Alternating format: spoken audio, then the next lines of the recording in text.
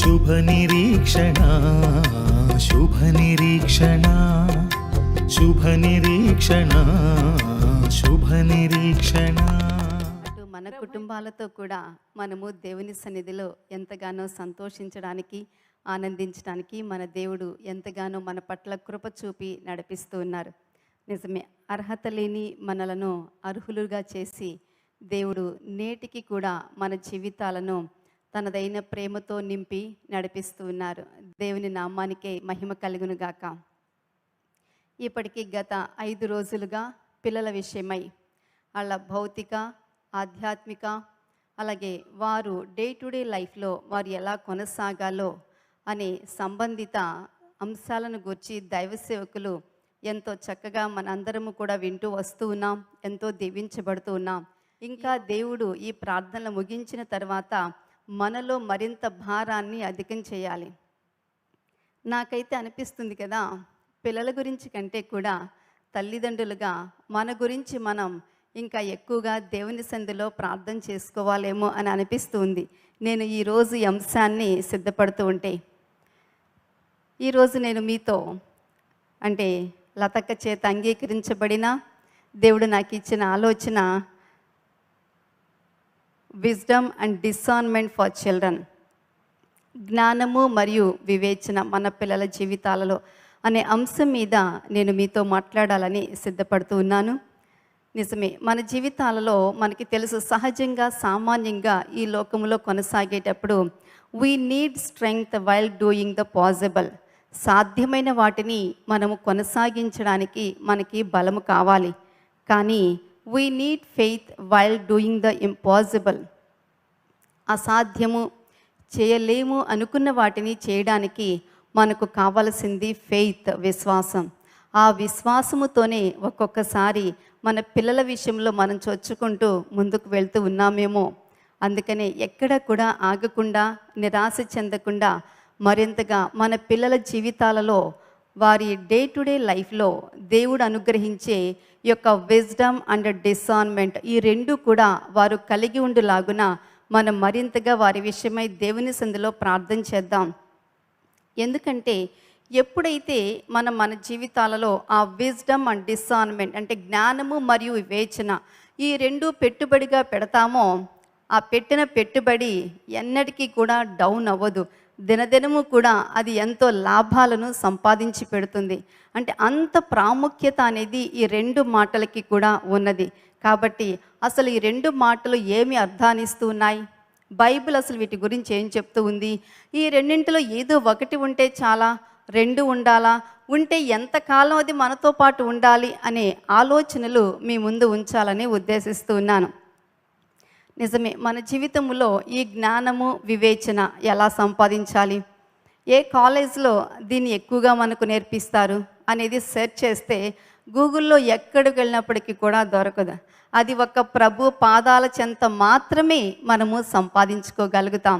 అందుకని ఆనాడు ఆది అపోస్తలులు కూడా వారు పెద్ద విద్య లేని పామరులు, జ్ఞానము లేని జ్ఞానహీనులు అయినప్పటికీ కాలగమనాన అసలు ఏ కాలేజ్కి, ఏ స్కూల్కి వెళ్ళని వారికి ఎంత పాండిత్యము ఎక్కడి నుంచి వచ్చింది, ఎంత జ్ఞానయుక్తముగా, ఎంత చక్కగా మాటలు బోధిస్తూ ఉన్నారు అనేది ఏ విధంగా వారు సంపాదించుకున్నారు. అక్కడ మనం ఆలోచన చేస్తే అర్థమవుతుంది. ప్రభు పాదాల చెంత మనం కూర్చున్నప్పుడు మనకి కావలసిన ప్రతిదీ కూడా మనం సంపాదించుకుంటాం. అదే కదా స్టార్టింగ్ కొటేషన్లో చెప్తూ వచ్చాను, when we have faith it helps us to do the impossible things. మన జీవితంలో విశ్వాసం అనేది ఉంటే అది అసాధ్యమైన వాటిని మనం సంపాదించుకునేటట్లుగా చేస్తుంది. అందుకనే కీర్తన 111:10 కీర్తన 111 10వ చరణం చదువుదాం. యెహోవా యందలి భయము జ్ఞానమునకు మూలము, ఆయన శాస్త్రములను అనుసరించు వారందరూ మంచి వివేకము కలవారు. అర్థమైందండి? జ్ఞానము వివేకము అనేది ఒకే వచనంలో మనకి ఇక్కడ వివరించబడుతూ ఉన్నాయి. మొట్టమొదటిగా దేవుని యందు మనము భయము కలిగి ఉంటే అది జ్ఞానం అని చెప్తూ ఉన్నారు. దేవుడు మనకిచ్చిన ధర్మశాస్త్రాన్ని, దేవుడు మనకిచ్చిన ఆజ్ఞలను మనం అనుసరించి ఎప్పుడైతే నడుచుకుంటూ ఉంటామో అది వివేచనగా చెప్పబడుతూ ఉంది. అందుకని మరొక వచనం చదువుకుందాం. సామెతలు 9:10 ఇవి ఎక్కడ దొరుకుతాయి? చూసినట్లయితే మనకి అర్థమవుతుంది. సామెతలు 3:13 జ్ఞానము సంపాదించిన వాడు ధన్యుడు, వివేచన కలిగిన నరుడు ధన్యుడు. అంటే ఈ రెండిట్లో ఏదో ఒకటి ఉన్నా సరిపోతుంది. ఎందుకంటే రెండిటికి కూడా ధన్యులనే చెప్పారు కదా. మీరు జ్ఞానము కలిగి ఉన్న ధన్యులే, వివేచన కలిగి ఉన్న ధన్యులే. కాబట్టి ఈ రెండిట్లో ఏదో ఒకటి కలిగి ఉంటే సరిపోదు. కానీ రెండు కూడా ఒకదాని తర్వాత ఒకటి చెప్తూ ఉన్నాయి అని అంటే ఇవి ట్విన్ బేబీస్, కవలలు కదా. అంటే మనకి జంటగా పుట్టిన వారిని మనము వేరు చేయలేం. అందుకని ఇక్కడ ఈ జ్ఞానము వివేకము అనేది మనకి ప్రభుని యేసుక్రీస్తు మనకిచ్చిన ఆత్మ వరములలో కూడా చెప్పబడ్డాయి. పౌలు గారు కొరింథీ పత్రికలో దాని గురించి చాలా ఇన్సిస్ట్ చేస్తారు. ప్రభునందు విశ్వాసం ఉంచిన ప్రతి ఒక్కరు కూడా ఈ జ్ఞానాన్ని వివేచన ఎప్పుడైతే పొందుకుంటారో అది వారి జీవితాల్లో ఎన్నో సిరులు, ఎన్నో ఆశీర్వాదాలు అది తీసుకొస్తుంది. మరి మన పిల్లల్లో ఈ జ్ఞానము వివేచన ఏ స్థాయిలో ఉంది? దీనికి ఏమైనా తరగతులు ఉన్నాయా? ఎల్కేజీ, యూకేజీ, ఫస్ట్ క్లాస్, ఇట్లా క్లాస్ వైజ్గా మన పిల్లల్ని విద్యను అభ్యసించేటట్లుగా చేస్తూ ఉంటాం. అలాగే ఈ జ్ఞానము వివేచన అనేది పొందుకోవడానికి ఏమైనా తరగతుల్లాగా కనపడుతూ ఉన్నాయా అనంటే తెలియదు. అంతేకాదు, ఇవి సహజంగా మనకి బహిరంగముగా ఇప్పుడు పైన మనము తలదూకున్నట్లుగానో, నీటిగా అలంకరణ చేసుకున్నట్లుగానో, వస్త్రధారణ ధరించుకున్నట్లుగానో పైకేమీ కనపడేవి కాదు. ఈ వివేచన కానివ్వండి, జ్ఞానము కానివ్వండి. మరి ఇవి ఎక్కడ కనపడుతూ ఉంటే ఒక వ్యక్తిని చూస్తే నిజంగా వీళ్ళు జ్ఞానపూర్ణులండి, వీరు వివేచన కలిగిన వారండి అని హౌ షల్ వి ఐడెంటిఫై? మనం ఎలా చెప్పగలుగుతాం? అది కూడా మనము తెలుసుకోవాల్సిందే. ఎందుకంటే జ్ఞానము అనే మాటకి గ్రీకు భాషలో వాడబడిన మాటకి తెలుగులో 3 రకాలైన అర్థాలు ఇస్తూ వచ్చారు. గ్రీకులో వాడబడిన మాట హోక్మా అంటే దాని అర్థం మొట్టమొదటిగా విజ్డమ్ జ్ఞానము, రెండవది స్కిల్ నైపుణ్యము, మూడవది లర్నింగ్ నేర్చుకొనుట. ఈ 3 ఆలోచనలు ఇక్కడ కనపడుతూ ఉన్నాయి. సో మొట్టమొదటి మాట దగ్గరికి వద్దాం. జ్ఞానము. ఇక్కడ ఈ జ్ఞానము అనేది మనం చూస్తే ఇది ఎక్కడ మనం సంపాదించుకుంటాము అంటే సామెతలు 9:10లో ఇక్కడ సామెతల గ్రంథకర్త చెప్పినట్లుగా యెహోవా యందు భయభక్తులు కలిగి ఉండుటయే జ్ఞానమునకు మూలము. మళ్ళీ కింద లైన్లో చూడండి, పరిశుద్ధ దేవుని గూర్చిన తెలివియే వివేచనకు ఆధారము. ఎక్కడ కూడానండి ఈ ముఖ్యంగా ఈ సామెతల గ్రంథకర్త ఎక్కడ మాట్లాడినప్పటికీ కూడా ఈ రెండింటిని ఇన్సెపరబుల్గా రెండు డిఫరెంట్గా చూపించడంలా ఈ రెండు ఒకదాని తర్వాత ఒకటి పరిగెడుతూ ఉన్నట్లుగా చూపిస్తూ ఉన్నారు. సో ఇప్పుడు మనం జ్ఞానం అనే మాట దగ్గర ఉన్నాం కాబట్టి దాని గురించి మనం చూద్దాం. మొట్టమొదటిగా గ్రీకులో వాడబడిన మాటకు అర్థం ఏంటి అని అంటే అక్కడ జ్ఞానం.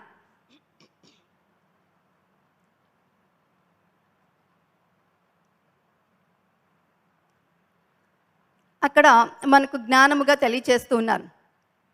ఎందుకంటే మన పిల్లలు నిజంగా జ్ఞానవంతులో కారో ఎలా తెలుస్తుందండి? వాళ్ళు ఎక్కడికైనా బయటకు వెళ్ళేటప్పుడు ఏదైనా జీపీఎస్ లాంటివి పెడితే వాళ్ళు ఎక్కడికి వెళ్తున్నారో ఏంటో అనేది మనకి తెలుసుకునే అవకాశం ఉంటుంది. కానీ వాళ్ళు ఎంత జ్ఞానవంతులో అనేది మాత్రమే బాహ్యపరముగా చూస్తే ఎక్కడ కూడా మనకు అంతు పట్టదు. అయితే కొన్ని రకాలైన పరిస్థితులు వారి ముందు పెట్టబడినప్పుడు వారు నిర్ణయము చేసుకుని దాని ప్రకారం కొనసాగుతూ ఉంటే అమ్మో మా పిల్లలు జ్ఞానవంతులే. చిన్నపిల్లల్ని కూడా చూసి మనం ఎంతో మురిసిపోతూ ఉంటాం. వాళ్ళు చేసే చిన్న చిన్న పనులు కూడా మన హృదయాన్ని దోచుకుంటూ ఉంటాయి. అమ్మో పర్వాలా, వీడు చాలా గొప్పోడు అవుతాడు, ఈ పాప ఎవరి పాపో కానీ భవిష్యత్తులో చాలా బంగారు భవిష్యత్తు కనపడతా ఉంది. ఏది వారు చేసే చిన్న చిన్న పనులను చూసే, అంటే ఆ పనులను బట్టి అర్థమవుతుంది. కానీ మామూలుగా కొంతమంది చూడ్డానికి చాలా అందంగా ఉంటారు, చక్కగా ఉంటారు, కానీ వారు చేసే పనులన్నీ కూడా అవకతవకలే. ఇంకా నువ్వెప్పుడు సరిగ్గా చేస్తావు, ఇక ఎప్పుడు ఇంతేనా, ఏటెల్లకాలం చేసిన తప్పే మరలా చేస్తూ ఉంటావా అని మనమే అంటూ ఉంటాం. అందుకని వారు చేసే పనులను బట్టి మనకి అర్థమవుతుంది. ఉదాహరణకి అపోస్తల కార్యములు 12వ అధ్యాయము 11 నుండి 16 వచనాలు. ఆ మాట చెప్పగానే మీకు వెంటనే ఒక చిన్నారి గుర్తుకొచ్చేస్తూ ఉంటుంది. ఎందుకంటే చాలా ప్రతికూలమైన పరిస్థితి, నాయకుడైన అపోస్తలుడైన పేతురు చెరసాల్లో పెట్టబడ్డారు. పెట్టబడిన ఈ పేతురు విషయమే సంఘమంతా ప్రార్థన చేస్తూ ఉంది. ఇక they are busy in prayer. ఇక వాళ్ళు ఎలా ఉన్నారంటే చాలా బిజీగా ఉన్నారు. దేనిలోనండి? ప్రార్థన ప్రార్థన ప్రార్థన. ఎందుకంటే చెరసాల్లో ఉన్న మా నాయకుడు బయటికి రావాలి, పేతురు గారు బయటికి రావాలి, ఈ ప్రార్థనలో ఉన్నారు. ఈలోగా డోర్ మోగిందండి. వెంటనే అక్కడ చూడండి, అక్కడ చూసినట్లయితే కనపడుతుంది కదా, అపోస్తల కార్యములు 12వ అధ్యాయము 11వ వచనం నుంచి చూస్తే అక్కడ 13వ వచనంలో ఉందన్నమాట. అతడు తలవాకిట తలుపు తట్టుచుండగా రోదే అను ఒక చిన్నది ఆలకించుటకు వచ్చెను. ఆమె పేతురు స్వరము గుర్తుపట్టి సంతోషము చేత తలుపు తీయక లోపలికి పరుగెత్తుకొని పోయి. ఇక్కడ కొన్ని లక్షణాలు కనపడుతూ ఉన్నాయి. మొట్టమొదటిగా, అసలు ఎవరండి ప్రార్థన చేసేది? సంఘమంతా పెద్దలైన వారందరూ ప్రార్థన చేస్తూ ఉంటే ఈ చిన్నారి మాత్రము అక్కడ మొట్టమొదటిగా ఆలకిస్తూ ఉందట. ప్రార్థన వింటూ ఉంది, ఏకీభవిస్తూ ఉంది. మరల పేతురు గారు వచ్చారా లేదా ఆలకిస్తుంది, పేతురు గారు వచ్చారా లేదా. బహుశా ఆ విధమైన ఆలోచన, విశ్వాసం కలిగి ఉంటుంది. అందుకనే ఎప్పుడైతే డోర్ మోగిందో వెంటనే స్వరం గుర్తుపట్టేసింది. ఎవరండి మీరు? నేనే అని ఉంటారు పేతురు గారు. అయ్య బాబోయ్, ఇంకా పేతురు గారు వచ్చేసారని చెప్పేసి లోపలికి పరిగెత్తుకొని పోయి వెళ్ళి చెప్తే వాళ్ళందరూ ఏమంటూ ఉన్నారండి? నోరు మూసుకో, పేతురు గారు ఏంటి, ఆయన ఎక్కడో చెరసాల్లో ఉన్నారు, అసలు రావటం సాధ్యమవుతుందా అని చెప్పి గదమాయించారు. లేదు లేదు లేదు, పేతురు గారు రానే వచ్చేసారు. అంటే ఇంతకీ ఇక్కడ ఎవరు జ్ఞానవంతులు? మనము చేసే పనిని బట్టి అక్కడ జరిగే కార్యాన్ని ఆలోచన చేసి దాని ప్రకారముగా నిర్ణయం చేసే వారే జ్ఞానులు. ఇప్పుడు వాళ్ళందరి మధ్య కూడా చిన్నారి ఎంతో జ్ఞానయుక్తంగా వ్యవహరించింది. లేనట్లయితే వాళ్ళు వాళ్ళ ప్రార్థనలోనే బిజీగా ఉండిపోయి ఉండేవారు. పేతురు గారు కొట్టి కొట్టి కొట్టి కొట్టి అక్కడే నీరసం వచ్చి ఇక ఎందుకులే అని చెప్పేసి అక్కడి నుంచి వెళ్ళిపోయి ఉండేవారేమో. అవునా కదా? అంటే మనము కలిగి ఉన్న జ్ఞానము అనేది మనం చేసే పనిని ప్రతిబింబింప చేయాలండి. మనమందరము కూడా, నాకు అనిపిస్తూ ఉంటుంది ఒక్కొక్కసారి, మనం ఒక పని మీదే లక్ష్యం పెట్టి మరొక పనిని మనం మర్చిపోతూ ఉన్నామేమో. చేయవలసిన కార్యాన్ని, దేవుడిచ్చిన సమాధానాన్ని గుర్తుంచుకునే సంగతిని కూడా మర్చిపోయి ఇంకా ప్రార్థనలోనే కూర్చుంటూ ఉన్నట్లయితే, తల్లులారా తండ్రులారా మనము లెగుద్దాం. దేవుడు మనం చేస్తూ ఉన్న ప్రార్థనకి జ్ఞానయుక్తముగా ఆలోచన చేసి కార్యాచరణ మనము ప్రారంభిద్దాం. అక్కడ దేవుని యొక్క సమాధానం అనేది మన కొరకు నిలబడి ఉన్నది. అంతేకాదు, వెంటనే పరిగెడుతుంది, వాళ్ళకి చెప్తుంది, పేతురు గారు వచ్చారా రండి అని చెప్పేసానంటే ఇక అప్పుడు ఎవరో మనలాంటి ఒకరు గబాలను లేచి వెళ్ళి తలుపు తీసి ఇక అక్కడ మిగతా స్టోరీ అంతా కూడా మనకు తెలిసిందే. అందుకని పిల్లలండి చెప్పే మాటలు ఒక్కొక్కసారి పెడచెవిని పెట్టవద్దు. ఏదో పిచ్చి మాటలు మాట్లాడుతున్నారులే అని అనుకోమాకండి. ఆ మాటలు ఒకవేళ దేవుడు వారి ద్వారా మనకేదైనా ఒక హెచ్చరిక పంపిస్తూ ఉన్నారేమో అని మనం గుర్తు చేసుకుంటే మరింత జాగ్రత్తగా మనం ఉంటాం. ఒక్కొక్కసారి మనకి ఎదురు దెబ్బలు తగులితే పిల్లలు చెప్పినప్పటికీ కూడా మనం వినిపించుకోం. అమ్మో, ఉదయాన్న పిల్లలు లేచి నాకు కల వచ్చిందని చెప్పింది, ఇదిగో కల్లో ఏదో జరుగుతుందమ్మా అని చెప్పింది, నేను పెద్ద పట్టించుకోలేదు. ఇక ఈసారి ఎప్పుడైనా మా పాప కానీ మా బాబు కానీ ఏదైనా చెప్తే తప్పనిసరిగా నేను వినాలి అనే ఆలోచన మనం కలిగి ఉంటాం. ఇప్పటికే ఎన్నో అనుభవాలు మనకి గుర్తుకొస్తూ ఉండవచ్చు. అందుకని ఇక ఎన్నటికీ కూడా చిన్నవారు కదా, లేకపోతే నిన్నగాక మొన్న భక్తిలోకి వచ్చిన వారు, వీళ్ళకేం తెలుసు, నేను భక్తిలో బాగా పండి పోయాను కాబట్టి నాకే అంత తెలుసు. నిజమే, పోయాం కాబట్టి మనకి బాగా తెలుస్తుంది. ఎందుకని? అనుభవాన్ని గడించాం కదా. ఇక విని విని విని విని ఒక్కొక్కసారి ఏమైపోతుందండి, దాని విలువ తెలియకుండా పోతుంది. అలా కాకుండా మనము జ్ఞానయుక్తముగా మన జీవితాలను మలుచుకుందాం. అంతేకాదు, గ్రీకులో వాడబడిన మరొక భావం ఏంటి అని అంటే స్కిల్, నైపుణ్యము. మనకండి మనము చేసే పనిలో స్కిల్ అనేది ఉండాలి. ఆ నైపుణ్యం అనేది లేకపోతే మనం చాలా కష్టపడతాం. అసలు అంటారు గొడ్డల్లే కష్టపడతారండి, కానీ చిట్ట చివరికి ఏముంటుంది? ఏంటి నువ్వు చేసింది? చిట్ట చివరికి ఫైనల్గా మనకు వచ్చే బహుమానం ఏంటి? 0. పాపం ఉదయం మొదలుకొని సాయంత్రం దాకా భోజనం కూడా చేయకుండా, ఎండని కూడా లెక్క చేయకుండా కష్టపడి పనంతా చేస్తే చిట్ట చివరికి. అందుకని మనం చేసే పనిలోనండి మొద్దల్లే చేయటం కాదు, స్కిల్ అనేది కలిగి ఉండాలి. ఆ స్కిల్ మనము కలిగి ఉండాలి అనంటే మనము దేవుని యొక్క ఆత్మపూర్ణులమై ఉండాలి. మనకి ఇట్లాగే బైబిల్ గ్రంథంలో ఒక యవ్వనస్తుడు కనపడతారు. దేవుడు ఒక పెద్ద పనిని సంకల్పించుకుని అప్పటికే చాలా పెద్ద పెద్దగా అనుభవం కలిగిన వారు, జ్ఞానులుగా ఈ లోకములో అందరి చేత కొనియాడబడుతూ ఉన్నవారు, వారందరినీ కూడా పక్కన పెట్టేసి అప్పుడు మోషేకి చెప్తూ ఉన్నారు, బాబు సో అండ్ సో ప్లేస్లో పలానా వ్యక్తి ఉన్నారు, ఇప్పుడు ఆ వ్యక్తిని పిలు, నేను చెప్పేవని ఆ వ్యక్తికి చెప్పు, ఇప్పుడు ఈ వ్యక్తి ద్వారా నేను గొప్ప పనిని చేయాలని అనుకుంటూ ఉన్నాను అని అన్నప్పుడు, నిజమే కదా, దేవుడు చేసే పనులు ఆశ్చర్యంగాను ఆలోచింపచేసేవిగాను అందరికీ అందనంత దూరంగా కూడా కనపడుతూ ఉంటాయి. అందుకని దేవుడు తన పని కండి మన పక్కన పెట్టి మన పక్కన వారిని పిలిచినప్పుడు అది దేవుని చిత్తంగానే పరిగణించాలి. కానీ మనుషులు పక్షపాతం చూపుతున్నారు అనే ఆలోచన లేశమైన మన హృదయాల్లోనికి, మన ఆలోచనలు కూడా రాకూడదండి. ఎవరి సామర్థ్యము కొలది దేవుడు వారికి పనిని అప్పగిస్తూ ఉన్నప్పుడు అసలు మనకిచ్చిన తలాంతు, మనకిచ్చిన సామర్థ్యాన్ని మనము ఎంతవరకు ఎలా ఉపయోగిస్తూ ఉన్నాం అనేది ఆలోచన చేసుకుందాం.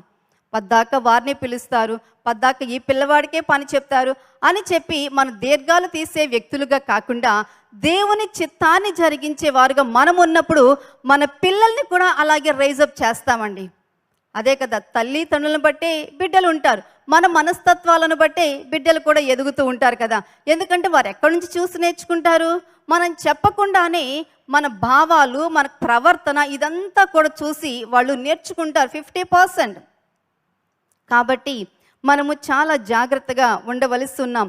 నిర్గమాకాండము 31వ అధ్యాయం 1 నుండి 5 వచనాల్లో నేను ఈ మాటలు చెప్పినప్పటికీ మీకు ఇప్పటికీ అర్థమై ఉంటుందని అనుకుంటూ ఉన్నాను. ఇక్కడ దేవుడు మాట్లాడుతూ ఉన్నారు మోషేతో, చూడు మోషే, నేను యోధా గోత్రములో హూరు మనమడును ఊరు కుమారుడునైన బెసలేలు అను పేరు గల వానిని పిలిచితిని. విచిత్రమైన పనులను కల్పించుటకును, బంగారుతోనూ వెండితోనూ ఇత్తడితోనూ పని కల్పించుటకును, బంగారుతోనూ వెండితోనూ ఇత్తడితోనూ పని చేయుటకును, పొదుగుటకై అని ఇదంతా చెప్పి మరలా కంబైన్డ్గా ఉంటుంది. 3-5 వచనాలు, 5 వచనం మిడిల్ నుంచి ఉంటుంది. జ్ఞాన విద్యా వివేకములను సమస్తమైన పనుల నేర్పును వానికి కలుగునట్లు వానిని దేవుని ఆత్మపూర్ణునిగా చేసి ఉన్నాను. ఇక్కడ కూడా చూసారా, ఈవెన్ పాత నిబంధనలో కూడా ఇంకప్పటికి సొలొమోను గారు రాలా. సొలొమోను గారు వచ్చినప్పటి నుంచి జ్ఞానము వివేకము అని 2 కలిపి మాట్లాడుతూ ఉన్నారు అనుకుందాం. కానీ ఇక్కడ ఎవరు మాట్లాడుతున్నారండి? మన దేవుడు మాట్లాడుతూ ఉన్నారు. ఎందుకంటే ఒక వ్యక్తికి చిన్న వయసు నుంచి విడువని వారుగా వారి వెనకే ఉండవలసినవి ఏంటో తెలుసా? జ్ఞానము వివేకము. జ్ఞానము కలిగిన వారు ఏం చేస్తారు అనంటే జ్ఞానయుక్తముగా పనులు చేస్తారు. వారు ఏ పని అయితే చేస్తూ ఉన్నారో దానికి ప్రతిస్పందిస్తారు. అంతే కదా, నైపుణ్యము కలిగి పని చేస్తారు. అందుకని ఇక్కడ అంటూ ఉన్నారు కదా, జ్ఞాన విద్య వివేకము ప్లస్ ఇక్కడ మరొకటి దేవుడు యాడ్ చేస్తూ ఉన్నారు, సమస్తమైన పనుల నేర్పును వానికి కలుగునట్లు దేవుని యొక్క ఆత్మపూర్ణునిగా నేను వానిని చేసి ఉన్నాను అని చెప్పి అక్కడ ఈ బెసలేలు చాలా యవనస్తుడు. వారు నిర్గమాకాండములో మనం చూసినట్లయితే దేవుని ప్రజలైన వారు తమ ప్రయాణాన్ని ప్రారంభించినప్పుడు దేవుడు తన ప్రత్యక్షతను వారికి అనుగ్రహించాలని నిర్ణయం చేసుకుని ఇదిగో ప్రత్యక్ష గుడార నిర్మాణానికి కావలసిన ఒక ప్లాన్ అనేది ఇక్కడ ఇవ్వబడుతూ ఉంది. ఇప్పుడు ఆ ప్లాన్ ఎవరికి ఇవ్వబడుతూ ఉంది? ఆ వ్యక్తి ఎటువంటి వారై ఉండాలి? ఆషామాషిగా ఎవరికి పడితే వారికి ఇవ్వరు. ఆలోచించండి. ఈరోజు మనం ఉన్న స్థానము అనేది మన దేవుడు మనకిచ్చినది. ఎందుకంటే జ్ఞానయుక్తముగాను విద్య కలిగి అదే సందర్భంలో వివేచనతో దేవుని యొక్క ఆత్మ పూర్ణత కలిగి మనము కొనసాగాలి. మన కుటుంబాలలో కూడానండి, పిల్లలు స్కూల్కి వెళ్ళడానికి, కాలేజ్కి, యూనివర్సిటీస్కి వెళ్ళడానికి క్యారేజీలు కట్టడంలో బిజీ అయిపోతూ ఉంటాం. వారికి ఫీజులు కట్టే విషయంలో 24 గంటలు అవసరమైతే శ్రమ పడుతూ ఉంటాం. తల్లిదండ్రులుగా ఇద్దరు చాలా కష్టపడుతూ ఉంటారు. ఈ 2 మాత్రమే సరిపోవండి. ఇదిగో ఇటువంటి ప్రత్యేకమైన ప్రార్థనలు మనకి సంఘము కల్పిస్తూ ఉన్నప్పుడు దేవుని సందులో వీలైతే మందిరానికి రావడమో, లేనట్లయితే ఇంటి దగ్గర ఉండి కొంత సమయాన్ని కేటాయించుకొని, ప్రభ నా బిడ్డని జ్ఞానముతోనూ వివేచనతో నీవు నింపు ప్రభా. ఎందుకంటే కాలేజ్కి వెళ్ళినప్పుడు మనం వాళ్ళతో పాటు ఉండమండి, యూనివర్సిటీస్కి వెళ్ళినప్పుడు మనం వాళ్ళతో పాటు ఉండం. ఎన్నో రకాల శ్రమలు వస్తూ ఉంటాయి, టెంప్టేషన్స్ వస్తూ ఉంటాయి. అవి వచ్చినప్పుడు who will bring them out of those temptations? ఆ శ్రమల నుంచి లేకపోతే ఆ శోధనల నుంచి వారిని ఎవరండి తప్పించేది? వారంతట వారే తప్పించుకునేటట్లుగా మనము చేయాలి. రోడ్డు మీద ప్రయాణం చేస్తూ ఉన్నాం, చిన్నపిల్లలు, ఎదురుగుండా వాహనం వస్తూ ఉంటుంది. అదే పక్క తప్పుకుని వెళ్ళిపోతుందిలే అని ఊరుకుంటారా?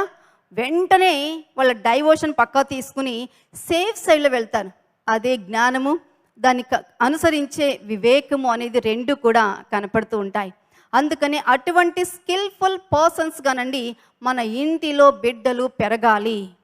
అందరి వల్లే మా పిల్లడు పెరగటం లేదు, మా అమ్మాయి పెరగటం లేదు బాధపడొద్దు. మన పిల్లలు ఎలా పెరగాలని దేవుడు ఉద్దేశించారో అట్టి రీతిగా వారు పెరుగుతూ ఉన్నారా లేదా అని ఓవర్సీర్గా, అంటే పైన ఒక పెద్దగా ఉండి మనము చూస్తూ, ఏ మాత్రము జ్ఞానం కొద్దిగా తక్కువగా ఉండి వారు ప్రవర్తిస్తూ ఉన్నారు అన్నప్పుడు వాళ్ళ భుజం చుట్టూ చెయ్యి వేసి, ఏంటమ్మా ఇది, దేవుని ప్రణాళిక ఇది కదా నీ జీవితంలో, దేవుడు ఇది కదా నీ గురించి తెలియచెప్తూ ఉంది, ఒక ఇంత ఆలోచించు. నిర్ణయం నీ ముందు పెట్టాం, మంచి నిర్ణయం చేసుకుంటే రేపు 10 మందికి ఉపయోగపడతాం, లేకపోతే రేపు నీ జీవితము నీకే ఎందుకు కొరగాకుండా పోతుంది. ఎంతోమంది స్కూల్ వరకు బాగుంటారండి, కాలేజ్కి వచ్చిన తర్వాత ఏదో అంటారు మాయ రోగం పడుతుంది. ఏమో ఈ మాట మరి పబ్లిక్గా అనొచ్చో ఏమో, నన్ను క్షమించండి. ఈవెన్ లైవ్లో చూస్తూ ఉన్న వరకు నిజమే, మనం అనుకుంటాం కదా ఏం మాయరోగం వచ్చింది అనుకుంటాం, అక్కడ పడుతుందండి. తల్లి తండ్రి మాట కిందకి వెళ్ళిపోతే పక్కన స్నేహితులు ఉంటారు, ఇక వాళ్ళ మాటలు పెద్ద వాళ్ళేదో హీరోయిన్లు అయిపోయినట్టుగా ప్రవర్తిస్తూ ఉంటారు. పిచ్చి మొఖాలు, పాపం వాళ్ళకి తెలియడంలా. తప్పిపోయిన కుమారుడు ఏం చేశాడండి? తప్పిపోయిన కుమారుని యొక్క జ్ఞానం ఇంట్లో ఉన్నంత వరకు బాగుంది. ఎప్పుడైతే ఆస్తి తీసుకుని బయటికి వెళ్ళిపోయాడో చూసారా, జ్ఞానం అయిపోయింది. జ్ఞానము వీధులలో నిలబడి కేకలు వేయిచు ఉన్నది. ఏమంటూ ఉంది?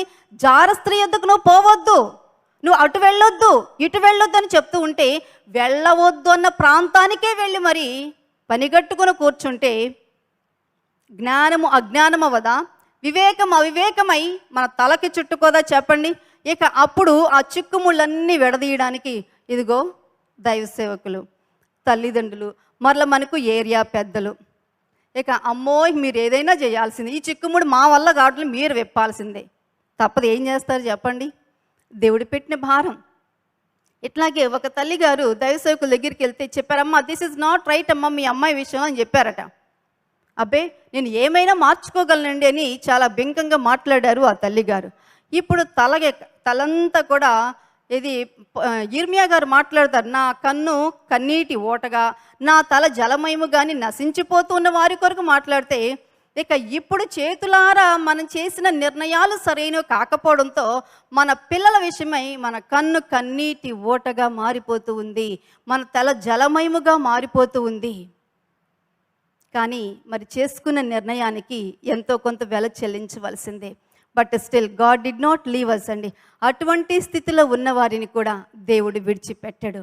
ఎందుకంటే మనము దేవుని దగ్గరకు రావాలని, దేవుని సహాయం కోరుకోవాలని దేవుడు ఇంకా ఎంతగానో అపేక్షిస్తూ ఉన్నారు. కాబట్టి మనమండి జ్ఞానమును వివేకమును మన పిల్లలకండి ఒక ప్రాపర్టీగా, ఒక ఆస్తిగా మనం ఇవ్వాలి అని అంటే, ఇదిగో ఇటువంటి ప్రార్థనల్లో మనము ఉంటూ మన కుటుంబాలను మనం కట్టుకునే విషయంలో మరింత మెళకు కలిగి మనము ముందుకు వెళ్ళవలసి ఉన్నాం.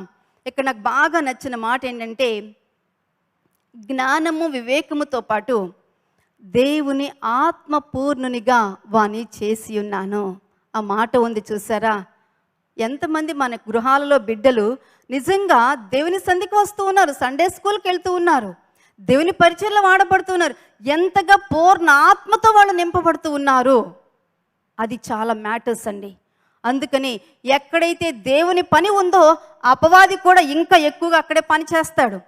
అందుకని పెద్దలుగా ఉన్న మనము మరింత అవేర్గా ఉంటూ చాలా జాగ్రత్తగా ఈ ప్రార్థన అనే వలయాన్ని, అగ్ని వలయాన్ని మన బిడ్డల చుట్టూ, మన సంఘాల చుట్టూ మనం ఎప్పుడైతే వేసుకుంటూ ఉంటామో అక్కడ అపవాది ఆనాడు ఎలీషా చుట్టూ ఉన్న ఆ అగ్నిరథములను చూసి శత్రువులు ఎలా లోపలికి రాలేకపోయారో, అలాగే మన బిడ్డల చుట్టూ ఉన్న ఈ అగ్నిరథాన్ని, ప్రార్థన అనే అగ్ని కవచాన్ని చూసి ఎవరు కూడా తాకలేరండి. ఏ ఆలోచన కూడా వారి దరికి చేరలేదు. కానీ ఆనాడు బెసలేలు, అహోలియాబు వీరిద్దరూ కూడా ఇటువంటి వివేకము కలిగి చేసిన పని, జ్ఞానయుక్తముగా వారు చేసిన పని అనేది కాలగమన సాక్షాత్తు ఎవరిని దింపిందండి? అక్కడికి దేవుని ప్రత్యక్షతను దింపేసింది. హల్లెలూయా! అంత గొప్పగానండి మన బిడ్డలు జ్ఞానముతో నింపబడాలి, దేవునికి ఆత్మపూర్ణులుగా వారు ఉండాలి. వారు ఏ పని చేసినప్పటికీ కూడా చాలా స్కిల్ఫుల్గా చేయాలి, నైపుణ్యము కలిగి చేయాలి. ఇంకా ఆ నైపుణ్యానికి ఇంకొక మాట చెప్పినట్లయితే, కొంతమంది విమర్శకులు ఉంటారు. ప్రభుని యేసు క్రీస్తు వెనుక ఈ పరిసయ్యులు, శాస్త్రులు ఉండి ఎప్పుడు ఏ తప్పు కనపడుతుందా, ఎప్పుడు ఏ దోషము కనపడుతుందా, ఎప్పుడు రాయి తీసుకుని వేద్దామని సిద్ధంగా ఉంటారు చూసారా, వారికి కూడా దొరకదండి అంత నైపుణ్యం. అందుకని ప్రభుని యేసుక్రీస్తుని చూసి, ప్రభుని యేసుక్రీస్తు అంటారు కదా, అటువంటి విమర్శకుల మధ్య నిలబడి నాలో పాపమున్నదని మీలో ఎవడు స్థాపించును. అదండి మన పిల్లలు ఆ మాట పలకాలండి. అమ్మా, నేను ఏ మాట మాట్లాడు, నీ ముందు ఒకే మాట మాట్లాడతాను, నీ వెనక ఒకే మాట మాట్లాడతాను అనేటట్లుగా ఒకవేళ వాళ్ళు తప్పు చేసినా ధైర్యముతో ఒప్పుకొనట్టు చెయ్యాలండి. అలా ఉండాలి మన పెంపకం. అంతేగాని తప్పు చేసి దాన్ని హైడ్ చేసుకుంటే, ఆలోచించండి, మన దేవుడు బయట పెట్టడా? మన దేవుడి నేత్రాలు మూసి మన పిల్లలు వెళ్ళగలరా? మనం చేసే ప్రార్థన అదిగో అక్కడ కార్యం జరిగిస్తుంది. ఒకవేళ ఇంకా మీ పిల్లల విషయంలో ఎవరైనా స్ట్రగుల్ అవుతూ ఉంటే అవసరం లేదండి. ఎందుకంటే మీకంటే కూడా మీ దేవుడు మీ పిల్లల విషయంలో మరింత శ్రద్ధ కలిగి పని చేస్తూ ఉన్నారు, వారిని మరింత స్కిల్ఫుల్గా వారిని తయారు చేస్తూ ఉన్నారనే సంగతిని గుర్తు చేసుకుని మనము ముందుకు కొనసాగుదాం. అంతేకా థర్డ్ మీనింగ్ లర్నింగ్, నేర్చుకొనుట. అంటే మన పిల్లలు జ్ఞానము అనే దానికి అర్థం ఏంటి అని అంటే నేర్చుకునేట్లుగా ఉండాలండి. ఈ నేర్చుకోవటం అనేది వాళ్ళు చిన్నప్పుడు కాస్తంత కూర్చుని నడక మొదలు పెట్టి వారికి ఇచ్చిన బొమ్మలతో ఆడుకునే అప్పటి నుంచి అర్థమవుతుంది. వాళ్ళకి ఇచ్చిన బొమ్మల నుంచి వాళ్ళు నేర్చుకోవటం బిగించేస్తారు. అందుకని మన పిల్లలు ఏదైనా పని చేసేటప్పుడు వాళ్ళని త్వరగా గదమాయించమాకండి. వాళ్ళు ఏం చేస్తూ ఉన్నారో, వారి ఆలోచన ఏమిటో ఆ బొమ్మని పీకి ముక్కలు చేయటం ద్వారా వాళ్ళు ఏం చెయ్యాలని అనుకుంటూ ఉన్నారో అనేది కూడా మనము కనిపెట్టవలసి ఉన్నాం. My address, Marnatha Temple, Pathur Road, near D-Mart, Rams and Sneha Avenue Apartments, apartment number 513, Kunchanpalli, Guntur. మా ఫోన్ నంబర్స్ 9441308156 మరియు 6300502898.